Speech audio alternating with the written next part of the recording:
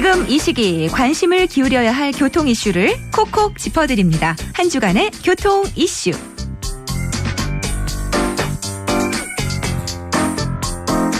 이번 주에는 어떤 주목해야 될 이슈들이 있는지 김경배 교통전문위원에게 들어보겠습니다. 안녕하세요. 네, 안녕하십니까. 네, 반갑습니다. 네.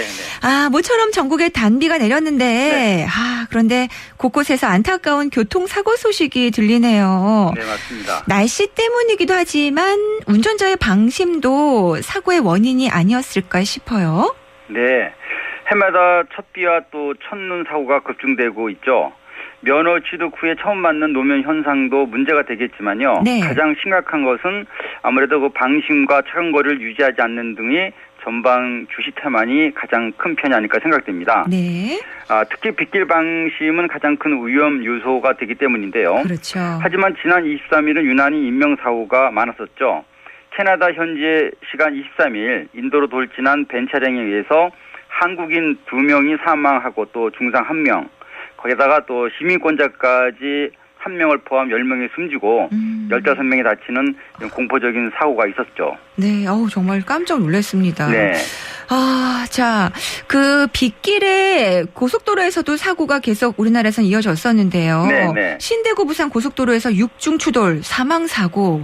이거 원인 역시 빗길인 것 같은데 네. 정말 비가 오면 노면의 마찰력이 떨어지니까 네. 차간거리 유지하는 게 정말 중요한 것 같아요.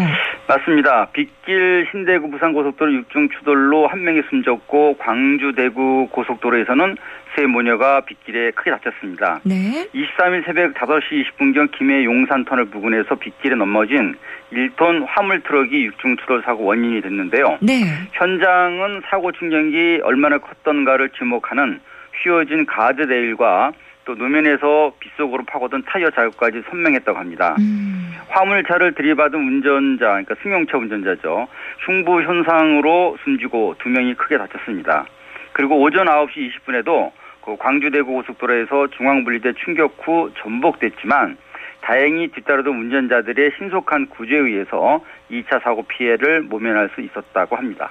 그렇군요. 2차 사고 정말 중요한 것 같습니다. 예방하는 거요. 네. 그래서 한국도로공사가 현실적인 2차 사고 예방 대책을 발표했다고 하는데요. 네네. 또 신속하게 사고 상황을 알릴 수 있는 안전 장비도 있다고 하는데 소개 좀 해주시죠. 네, 고속도로 사고나 고장 때는 트렁크만 열어놓고 가급적 빨리 현장을 떠나라.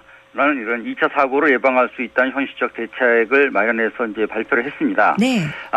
탑승자 우선 대피가 핵심 요령인 셈인데요. 이 제도 개선에는 말씀하신 그 안전장비 보안과 또 피신 후에 신고를 해야 한다는 것, 그리고 2차 사고 예방 효과가 더 큰 안전 방법을 찾겠다는 대국민 아이디어 공모까지 있습니다. 네. 차량 안전장비 개선과 보급 활성화에는요, 트렁크의 그 불꽃 신호기 상시 비치와 아니면 또 자석을 이용한 전면식 소형 LED 비상 신호 등이 앞좌석 부근의 보관입니다. 그렇군요. 근데 저는 불꽃 신호기를 한 번도 본 적이 없는 것 같고요. 그게 네. 사실 있어도 불을 붙이는 게 쉬운 일이 아니잖아요. 예, 그렇습니다. 그 처음에 나왔던 제품은 진짜 여성들은 불을 붙일 수가 없었습니다. 네. 요즘 나오는 것은 불은 붙이기 쉬운데 네. 이게 이제 시간이 짧습니다. 그래서 후속사고 방지 의무 때문에 최소 그 200m에서 500m 후방에서 확인이 가능한 안전조치를 설치해야 될 의무 규정이 있습니다. 하지만 말씀하신 것처럼 사고가 나거나 그러면 정신과 경황이 없는 상태다 보니까 많은 시간이 상대적으로 걸리게 됩니다. 네. 그래서 도공은 5분 내에 꺼지는 이런 불꽃 신호기보다는요, 소형 LED 전면식 고장 표지 장치의 보급에 더 중점을 둔 것 같습니다. 네. 일반 사고 치사율 6배에 달하는 갓길 주차와 수리는요, 평균 33명 이상의 고귀한 생명을 2차 사고 희생으로 몰고 있는 이런 현실 개혁에 초점을 맞춘 것 같습니다. 그렇군요. 사람이 우선이다라는 캠페인도 계속되고 있는데요. 네. 그러니까 사고가 나면 비상등을 일단 켜고 트렁크 연 다음에 가드레일 밖으로 피한 후에 신고를 해야 하는 거죠? 그렇습니다.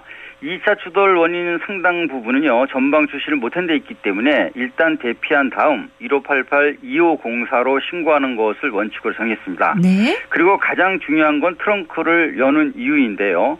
발광 타입 LED 전멸 장치가 연동돼서 켜지지 않는다면 반드시 야간에 사방 500m에서 식별이 가능할 수 있는 그런 LED 전멸 그 발광봉을 차체에 붙여놓고 피신을 해야 됩니다.